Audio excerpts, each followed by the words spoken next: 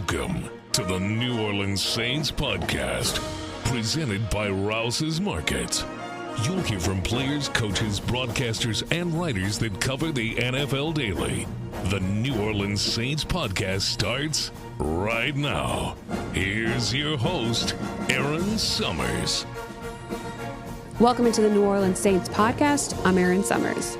The Saints put together a great effort against the Bills, keeping the game close until the fourth quarter and a 31-19 loss on Sunday.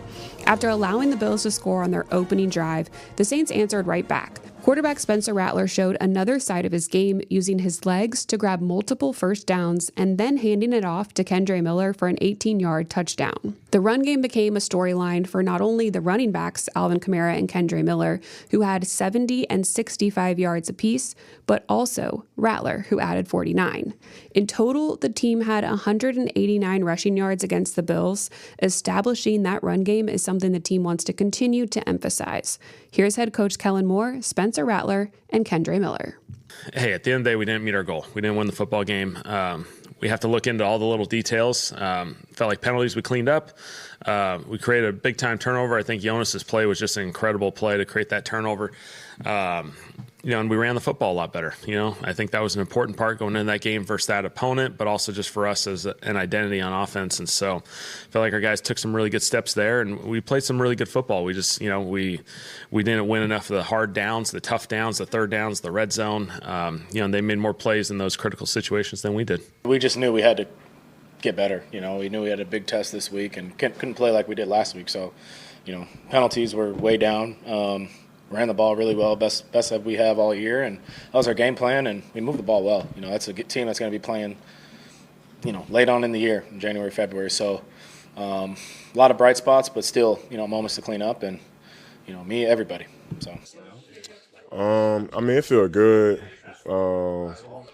Obviously, I don't like starting 0-4. I hate losing, but just for me, it's just the right step. Just being able to be there with the team this whole time. How much was the game plan establishing the run because of what you guys saw against Buffalo, or is that something that you guys really want to start doing more of? Honestly, I feel like it was more like, statistically on the stat sheet that, Buffalo's been struggling against the run, so we made an emphasis like that we got to be able to run the ball, and so we just got it going early, and then when I got in there, we was just like kind of rolling me and AK back and forth, so it really worked out. So going forward, hopefully it kind of stay the same. What's the benefit of having you next to Alvin and as that other option? It's really like I was telling everybody, it's honestly hard because you got somebody like Alvin, and then you got somebody like me. It's just like a switch of tempo. Like me and him come in like in the same drive. It's like it's hard because we doing similar things, so it just makes it hard on the defense. The defense stepped up its game, no more so than the second quarter, where they held Buffalo to only 13 offensive yards. Rookie Jonas Sanker grabbed his first career interception and the team's first on the season. The line applied great pressure as they went on. Quarterback Josh Allen got taken down 3 times in total for the game. Cam Jordan and Carl Granderson each had sacks in that second quarter. Sanker has been a huge bright spot for the Saints defense. Jonas just done an awesome job. I'm just really happy for this guy. This guy's progressing every week. He played some really hard situations this week. He made the big-time interception, but he was matched up against some of the best tight ends in the league in Buffalo, and he covered him, step for step, made some great plays on the ball, and he's coming around in just a really special way, and so I'm fired up to just see him continue to progress. I think a lot of it just kind of speaks on the coaching, and just, they've done a really good job with me during the week and just getting ready, knowing where to have my eyes and just kind of what to expect. And then on some of the plays I made, the big things were just trusting the technique and for the interception, just having enough depth to be able to, take a good angle to go get that ball. And then in man coverage, just, winning your leverage and just really just doing your job. Can you break down that interception? Really, we were in a 3 high shell or a 3 deep zone. And the quarterback I saw the corner to that side was pressed. So, the quarterback was kind of eyeing that. And, number 0 is one of the guys they really like to get to the ball to on the outside. So I saw him look over there, and I kind of knew he was throwing it. So I just, took a good angle and made a play on the ball. The performance in Buffalo is one that gives you confidence that this team is close. AK said that was important after the game in Seattle. Yeah, it was definitely important. Like I don't think I've ever felt like that, So it was important to come out here and, like I said, just try to put something together and try to come out here and put our best foot forward and get a win. And I think besides a couple of situations, I think we put ourselves in a good position to try to get one. Well, I think we have to use that as momentum building, foundation block, so to speak. Ultimately, again, we didn't get the ultimate goal, but there's some positives within this. The way our guys battled, the way our guys responded to, a really challenging situation up in Seattle, I thought was a lot of positives coming out of that. And so, I think our sideline had a lot of confidence, a lot of juice, a lot of energy. We were right in it. We didn't make the plays at the end of the game. We got to find a way. Schematically, coaching-wise, player-wise, we're all in this thing together. And so, I think the response and the way our guys have handled this has been really, really good. And we just got to get better and find a way. Let's bring in today's guest. From the plays he made to how he made you feel, it's time to catch up with a member of the Black and Gold who rep the Fleur-de-Lis with pride, Saints legend, kicker, and Super Bowl champ, John Carney. John, thank you so much for joining me on the New Orleans Saints podcast. It's always good to talk to you, kind of pick your brain in your areas of expertise. How are you doing? I'm doing great out here in California, continuing to train the next generation of kickers, punters, and long snappers, high school, college, and pro. So we have a lot of fun doing it, and we've seen some guys already turn the corner, like Andre Schmidt, who's at the Cleveland Browns. Really excited for him. He's one of our clients for the last several years. Had a big, a week ago, big 55-yard game winner, which was really cool for him. Mm-hmm. And then Austin McNamara, one of our punters, came out of Texas Tech. He's starting now with the New York Jets and doing a great job. So very proud of him. And then, of course, we got our college guys, free agents, and high school kids that are doing their thing.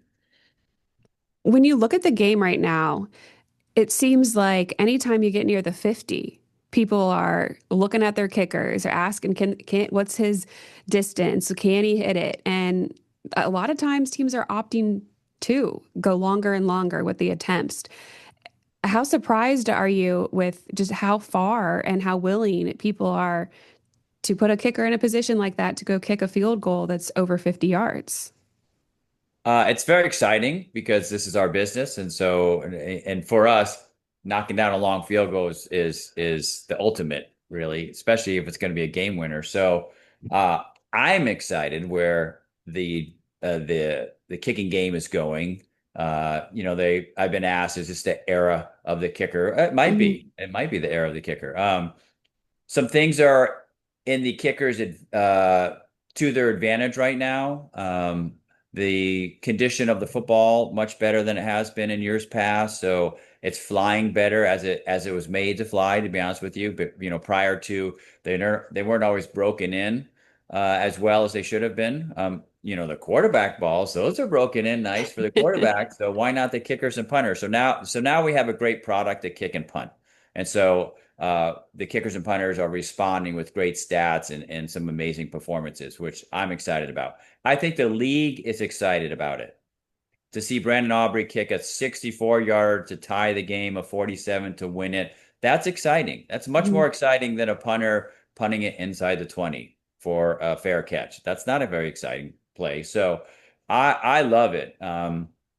What the flip side of the coin is, if our kicker misses, it puts our defense in a really tough position. And so, as the weather gets a little cooler here the next few months, the defensive coordinators aren't going to be so happy if we're turning the ball over in the middle of the field, if our kicks aren't going through from 50 plus, 60 plus. So it'll probably calm down a little bit, but early in the season, just like it was last year, fresh legs, good weather, they're allowing these guys to go out for those attempts, and I love it. I think it's fantastic. In talking to some of the kickers, do they like it? It kind of seems like it comes with a little added pressure, as you mentioned. You don't make it, you do put your team in a worse situation. I think the majority of them love it, to be honest with you. because it's so exciting. You get to show off your leg. You get to show off that you've been training and your leg is faster, stronger, more explosive, and you can knock down a field goal from very long distance where in the past points that wasn't an option. You're just not going to go for that kick. So I think they love it. I think they love the challenge. I know there's probably 10 or 14 kickers in the league going, I'm going to get the record. I'm going to get the record. I'm going to be the first to hit it from 70 in a regular season game. So I think it's great. I love it. What about the dynamic kickoff? They tweaked it a little bit going into this season. What are your thoughts on how that's been playing out? I think it's been a great evolution as well because the danger of the old kickoff, the high speed collisions, the danger of concussions, that's obviously been a big issue, as it should be. So the special teams coaches, some of the leading special teams coaches in the NFL, got together. We're going to save the kickoff. Let's come up with something very unique, safer for the players, but still gives the fans and gives the game a very good play where we might have a breakaway for a touchdown. We may have some great field position if our return team is doing the right stuff. And conversely, for the coverage team and the kickers, this is what I'm really pleased at watching, observing, and watching where this is going. It becomes a cat and mouse game between the kicker and the two returners. So I'm going to show the returner I'm going left, but I'm really going right. This ball is going to look like it's going to track straight, but I'm going to put a little bit of a hook or a draw on it to make it a challenging kick to catch. I'm going to try to skip one in the end zone and get a cheap touchback. So it's really fun. I think a lot of our guys in the offseason were working on all these dirty kickoffs and kickoffs that were difficult for the returners to handle. So again, for us, I think it adds value when you have a whole series of kicks that you can send to these returners that are going to make it challenging and difficult for them to get a good return. Is that something that's these kickers have to work on differently? Do they have to have more versatile kicks in their arsenal now as opposed to what they may have needed to rely on when they didn't have this type of a kickoff? Yes. So they've taken a lot of time in the off season and certainly now during the course of the week preparing for games and certain returns and returners that are dangerous. So yeah, it's a new shot. It's a new club in the bag. A lot of experimentation. How do I get the ball low and moving left and right? Get it in the landing zone. So it is a new game for us. I think the guys are excited about it. In the past, it was strength, height, distance, hang time. That was a different type of training, right? So we need to be able to launch the ball 70 to 75 yards. Now it's a whole different type of strategy for us. But I think it's a great one. It's a new one. I think a lot of the guys are excited about it. We still haven't seen a number of these dirty kicks that some of these guys have in their back pocket. We're going to see them as the season goes on, because what I'm seeing, what's trending now, the returners and the return teams are starting to figure this out a little bit. And if you give them something easy and serve one up on a silver platter, they're getting some really good returns now. So I think we saw week 1, I think it was the Dolphins returned a kickoff for a touchdown against the Patriots. So they're figuring it out, the returners and return teams. So now it puts pressure on the kicker and the coverage teams. Give them something difficult. Don't just serve it up because they're going to gash you. Can you do all of the kicks, all these dirty kicks that you're helping these guys learn? I do a good job of explaining how to do them. Every once in a while, I may have to demonstrate, but the guys are so talented right now. And the guys with more extensive soccer backgrounds have the more dirty kicks. And Okay. so, and I know Blake Groupie very well and Charlie Smith very well, the Saints kickers. And Charlie has spent quite a bit of time out here with us in California. And Charlie, with his background in Gaelic football, he's got some really good ones, which I know he and Blake probably have competitions on who can hit the toughest kick to return. And so I'm sure Blake has come up with a number of challenging kicks just because I know he and Charlie are probably having competitions during the course of the week. Hey, who can hit the craziest kick? Hmm. The Saints opted to make a change at punter this year, going with Kai Kroger. Have you watched a lot of him? What do you like? I like Kai. I had the pleasure really of going up to a practice when the Saints were here in California.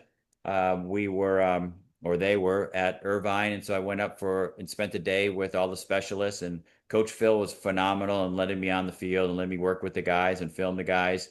I was really impressed. Kai had an amazing day, and it was a windy day, and he had a sensational day. And I was like, wow, he's really good. He's really good. And so and I'm watching him now. I think he's averaging over 47 yards and very talented guy. Holds really well. I know Blake and the kickers really like his holding, which is very, very important. So I like his future. Hmm. What is the nuance to the hold? What makes it good? So we can get into crazy details, but um, just to run down the line, a sure catch, quick hands and movement of the ball from catch to spot, hitting the spot the whole time, getting the lean correctly for the kicker, and getting the laces at 12 o'clock. So, and all that happens in a split second. So the whole operation, snap to kick, that's 1.3 seconds or faster. So this happens really fast. And while all that's going on, we're giving the kicker a good view of the ball as early as possible. We're not covering up by the way we catch the ball and place it down on the spot. We're not covering up the ball with our hands so he can't see what he's going to get. So we want the kicker to get vision of that ball as early as possible so he can understand where he wants to make contact and where he wants to send that ball. So it's a skill, it's a talent, it's something that needs to be practiced and repped out. And Kai's done a great job of it. And from what I witnessed in person out here when the Saints were here, it looked really good. And the kickers are really making a lot of kicks with him and really appreciated his talent level. When we saw Blake Grupe in camp, he only missed one kick, and it was when it started raining here in New Orleans briefly. It was the only miss that he had all camp. And then through the first 3 games, he misses a field goal in each. He was perfect yesterday. First game, he said that he was sped up a little bit. And from there, how much of it is just mental for kickers, kind of getting back into their rhythm and groove? It's a lot. It's a mental game. It's a physical game. Uh, Athletes, kickers in particular, we are married to a process and also committed to a tempo. So if our tempo, and that's probably what Blake was referring to, he got a little fast. If our tempo gets off, and then other things break down. And so that's the top of our list when we talk to kickers, punters, and golfers. Tempo is at the top of the list, and that tempo of the swing, and for a kicker from start to kick, that tempo of his body speed into the ball is uber important. And so we always are reminding ourselves, stay in tempo, regardless of the situation, game-winning field goal or just a kick in practice. And so, and we're all susceptible to getting out of tempo at times, and we just got to lock it back in and get back to the tempo that works best for us. But Blake's an extremely talented kicker. You don't go, like you said, training camp. That's a lot of kicks at a lot of different practices with a lot of different conditions, turf, grass, wind, time of day. Very talented kicker. I've been very impressed with what Blake has done in his young career already. And I'm excited to see what he's going to continue to do in his career. And knocking down that 54-yard field goal at Buffalo. Yeah. And there's always a wind in Buffalo, and it's not always easy to predict. He had a perfect target line. He started inside right upright, and it just bent in perfectly. It was a very educated, smart kick. When you look at the way that the team played as a whole in Buffalo against a team that's favored to be there in February, and they have one of the best quarterbacks right now in the league in Josh Allen, coming off of a game like they had in Seattle, for them to come out and really take the Bills to it and make things difficult for Allen, what does that say to you about maybe where this team is at in their growth under the new head coach, Kellen Moore? Well, it's certainly heading in the right direction, and that's credit to the coaching staff and the team leaders, because things can unravel really quickly when you start off 0-3 and you have a game like that like Seattle. And so to bounce back really and to play the Bills so strong and really, going into the fourth quarter, have an opportunity to walk away with a win against, like you said, one of the AFC's top teams that are supposed to be deep into the playoffs. That's a huge accomplishment. I know it doesn't show on the win-loss column, but they're moving in the right direction. And just to share this, because I'm just going to jump ahead for your next question. I've been involved with some teams that started off rough and went down south really fast, and some teams that started off rough. And I'll just resource a Charger team I was on. We started off 0-4. We had a new coach and a new coaching staff, much like the Saints have a new coach and a new coaching staff right now. We started off 0-4. We were the first 0-4 team to make the playoffs and win a playoff game. And that was the start of the Bobby Ross era at the Chargers, which several years later, we take it all the way to the Super Bowl. When you have the right coaches, when you have the right leaders on the team and the right players on the roster, those losses, yes, they hurt, but there's nothing like failure to motivate you and to make the correct corrections.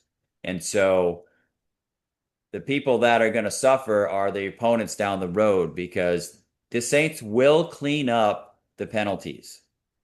They will clean up a dropped pass, a broken coverage, okay? And as they do, the opponents aren't going to like what they see, because it's going to be not only a team that has cleaned up their mistakes and starting to play error-free football, but it's a team that shows up with a chip on their shoulder, and we're kind of angry. We come with a bad attitude, and we've already shut the world out. So we go to the mindset of it's us against the world. So we don't care what the media says now. We don't care what social media, the experts, the prognosticators, we don't care anymore. It's just us against the world, and our number one enemy is the team we're facing on Sunday, and they're not going to like our attitude. And it's a great place to come from as a team, because if you are facing the Saints, you are underestimating what you're going to run into. Because the game film you're watching, you say, oh, you know what? They're going to shoot themselves in the foot.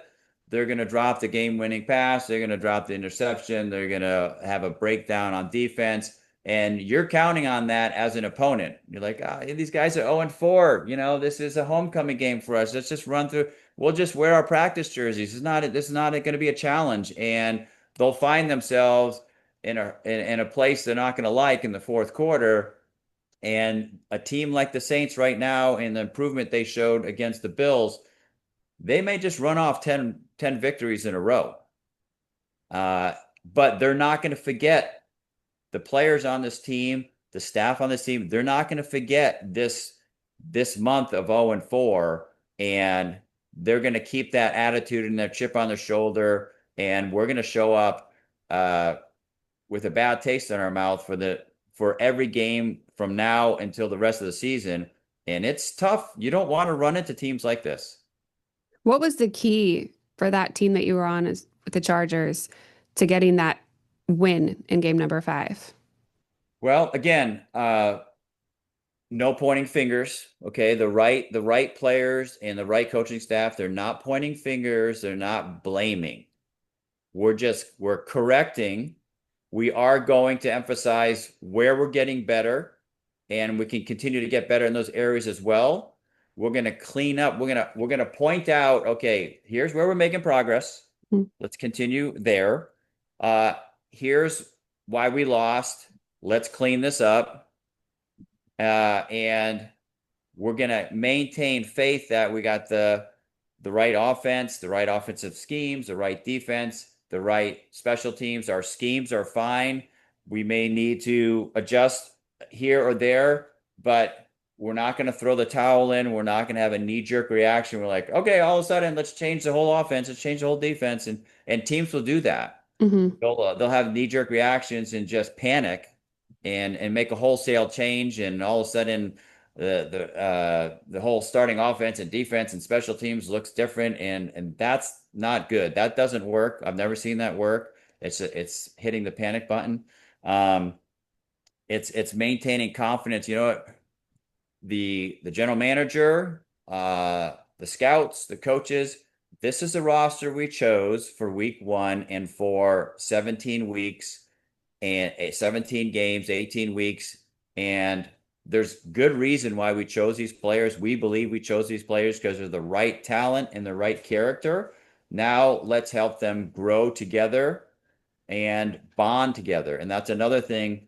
Tough times bring teams together. Mm-hmm. That's why back in the old days, you used to take the team out to, some foreign place for training camp to make it really difficult and get them away from the influence of comfort. So, so this trial that the Saints have gone or are in the middle of right now, if it's the right players in the right roster, which I believe it is, they're bonding, right? Because they can't count on a lot of outside resources now because outside resources don't believe in them.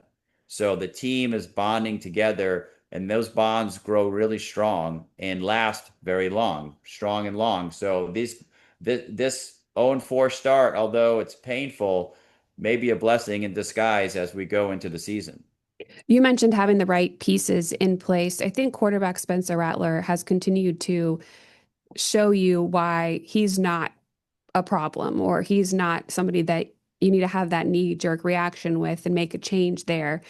He has continued to improve. He used his legs so much more in this last game against the Bills, has really shown that he can be maybe a bit of a dual threat quarterback and put a different type of pressure on a defense. What have you seen from him in the way that he is taken on what's kind of been a tough hand to be dealt when you consider, especially last season, being a rookie and getting thrown into a situation where a lot of the team was so injured? Right. And that's, difficult for any quarterback when you just don't have the pieces in front of you. I love the way he played. Now, I saw him take off, and he's fast. Mm-hmm. He's fast. He had some great juke moves. I saw a lot of passes yesterday that were on target. He released the ball really quickly. The timing was really excellent on his throws, and I'm not Kellen Moore, and so I can't break down a quarterback. And Kellen, I'm sure, has his own. You've watched a lot of football, though. Well, I watched a lot of football. I'm fortunate to play with a lot of quarterbacks, and that were, very good. So I saw a lot of really, really good, encouraging, positive, optimistic. Hey, this guy's a winner. Mm-hmm. And by the runs he made against the Bills, that causes a problem with the defenses that are going to face the Saints offense for now until the rest of the season, because now they have to take into consideration this guy's going to take off and run with it. Mm-hmm. And so do we have to have a spy defender and change our defense somewhat, because now he's running and he's running well. It's not like he just picked up, 4 or 5 yards. I mean, he's running for first downs. He's running 20 yards down the field. He's juking out really, really good defensive players. So now he becomes, you're right, a dual threat. So now, who did the Saints play this week? The Giants. The Giants, who just somehow got a win against the Chargers. So I know. That was interesting. That was not expected, but anyways, it happened.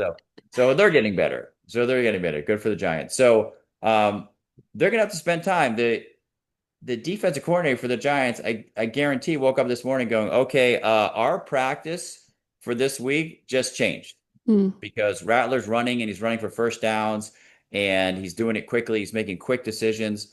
So his passing's on point. The timing of the passes are on point, and he's running for first down. So their preparation just changed quite a bit, which is great for the Saints. Love it when a team does something on Sunday and now the next week's opponent, they have to change their whole practice or at least adjust it because the Saints are doing something different now that's effective. So that's great. That's exciting. In general, the run game worked extremely well Sunday in Buffalo, 189 yards. Wasn't just Alvin Kamara. Kendre Miller really got going in this one. So having multiple options, I think, would add another wrinkle in the team's preparation because it's not necessarily been the case. It's been a little while since we've had two backs, two running back duo. It is. I mean, they have a 1-2 punch, and you always got a back in there with fresh legs, and they're so dynamic, and they run different. They bring different assets to the running game, which is great. Again, challenges for the Giants defense and their preparation on how to stop the run against the Saints. But now you have three, really. You have a running quarterback and two great running backs, and probably some more running backs in the corral that we haven't seen yet. So that's, again, exciting stuff for future Saints games. And I know Saints fans were frustrated. I'm a fan now. We didn't want to start out 0-4, but patient, belief, trust, things are getting better. You're still in California, played a number of years with the Chargers. How familiar are you with Brandon Staley? Well, certainly he was head coach of the Chargers for a while. And, they did a lot of good things. They were in a lot of close games. So I'm sure his defensive influence when he was the head coach at the Chargers were a big reason why the defense and the Chargers were in a lot of those close games. So, just listening to some of the comments from Cam Jordan and some of the players after this game, they like the game that he's calling. They like his leadership. So we got to believe in that as well. Mm-hmm. It's looking different than it has in a while just because he brought a different scheme to the defensive side. And we had the same people in place leading the defense for such a long time. As a player, when you're asked to change what you're doing almost completely, is Cam Jordan is in a different role. All of the defensive ends are almost outside linebackers now in this scheme. How difficult is that? Well, I'm sure it's a challenge. It's a challenge. And if the scheme and strategy philosophy are solid and sound, and you have the right pieces of the puzzle to make that work, then it's really exciting because, divisionally, the division hasn't seen those types of defenses and the division, they think they know how to play or handle Cam Jordan, but that was Cam Jordan in the old defensive scheme. Now, Cam Jordan in this new defensive scheme, that's going to cause some headaches for our divisional opponents that think they know how the New Orleans Saints runs their defense. Mm-hmm. So advantage New Orleans because we're throwing new looks and new coverages and new defensive pressure that they haven't seen before, which is great. And hopefully, we can make some big plays and have some real advantages there before they figure out what we're doing. Kind of seems like a lot of the NFC South is going through an identity crisis out there because the Panthers completely demolished Atlanta last week, and then they get demolished by the Patriots this week, and the Bucks obviously lost to the Eagles, a very good team, but we always talk about this division and saying that it's kind of up for grabs each year. I think a lot of people were giving Tampa Bay the nod. People were expecting the Panthers to be much improved. Same with the Falcons. It seems like when you match up against those divisional opponents, though, those are good opportunities for the Saints to get wins and come out of it on the right side of things. I agree. I think you're exactly right. I think the division's up for grabs, and who's gonna settle down into I don't want to say comfortable. Who's going to settle down into a confident pattern of winning in the fourth quarter and really being the muscle of this division. So I think it's exciting. You're kind of licking your chops if you're in this division because no one has really stepped up and crowned themselves the division leader yet. And so why not the Saints? Why not the Saints? Exactly. I am totally on board with that. Anything you want to add in terms of just your time with the Saints, memories that you have? I love the Saints. I love the community. I love the region, the people. There's no other place like New Orleans in the country. I always love coming back to visit. I always love coming back to the building and seeing so many familiar faces. I love the support the community has for the New Orleans Saints. They're very true fans. They're very loyal fans. I've played for teams around the country and lived in those cities. And if the team's not doing really well and team doesn't show a lot of promise, you don't get the support from the community. They have something else to do. And so that's never been the case with the Saints. And it's just the Who Dat Nation. I'm excited. I'm excited about the change. I got a chance to talk to Kellen Moore out here during practice, and we had a great chat. And he's excited about where the team's going. And so I think there's really, really good days ahead for the New Orleans Saints, and I believe they're closer than a lot of people think.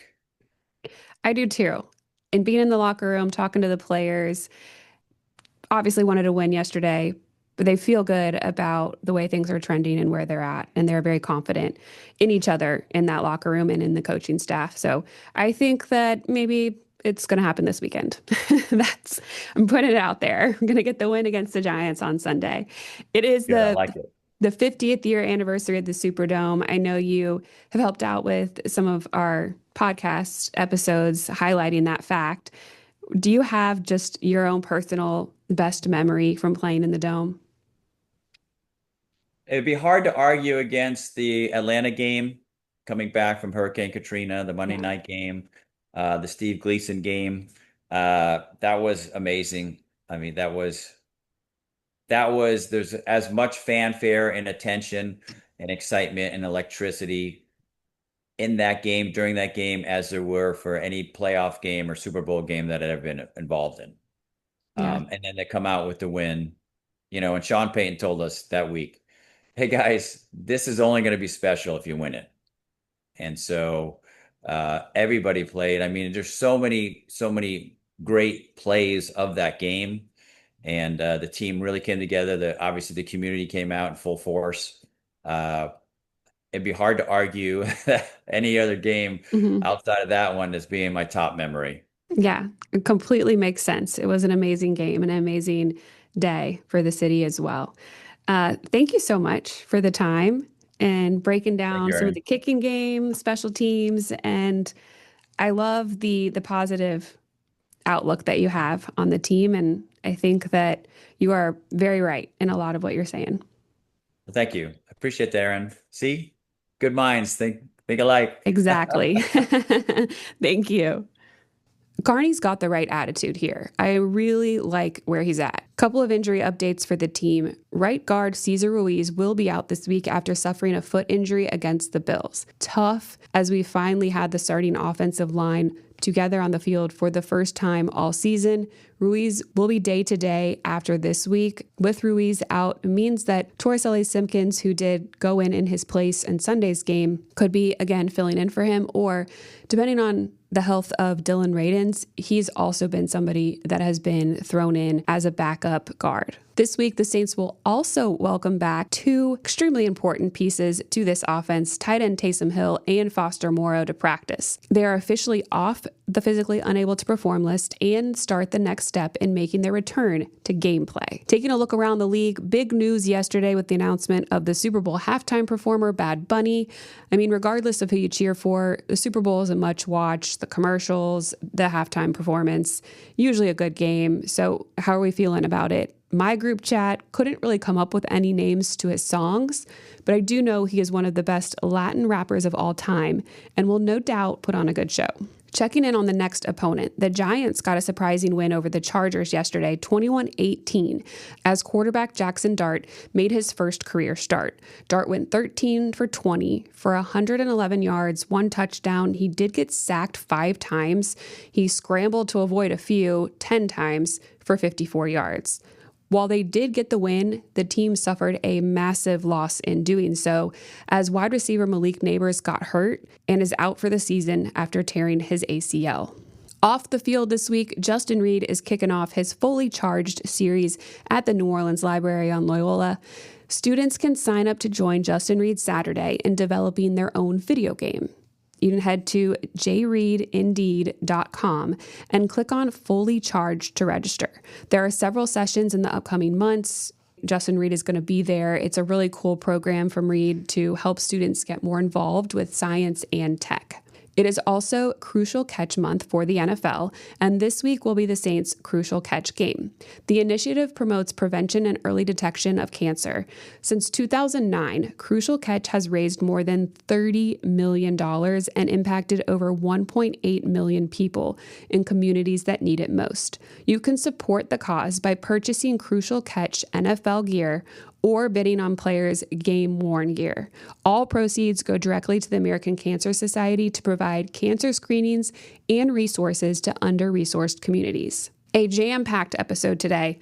Wednesday, I sit down with Brian Brzee, and we'll touch on why this Crucial Catch week is so impactful for him. Friday, we'll do a deep dive into the Giants. As always, thanks for listening. Thanks for listening to the New Orleans Saints podcast presented by Rouse's Markets. Join us 3 times per week on NewOrleansSaints.com, the Saints mobile app, or you can download the podcast on iTunes. We'll see you next time, right here on the New Orleans Saints podcast, presented by Rouse's Markets.